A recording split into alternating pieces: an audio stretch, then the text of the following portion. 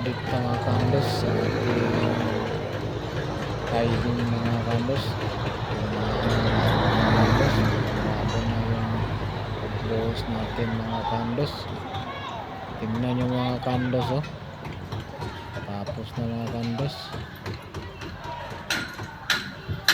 Ito na yung mga kasama natin mga kandos.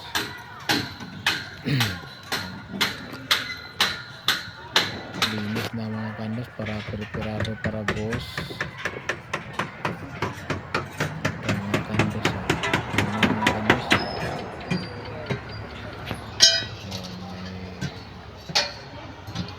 Puno mga kandos. Lumahan na natin pagkatapos buhos ng tie-beam. Ito na naman yung susunod natin magbuhos ng mga kandos.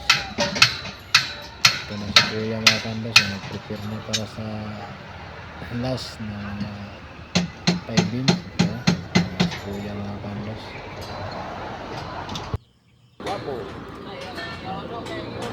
Yan na abang Tegingon? tie-beam para sa tunan din sa hagdanan ng kandos. Ay, This kandos para lang sa mga walang alam. Pag may alam, hindi lang kayo tingin-tingin mga kandos. Oscar, umuha naman di Oscar.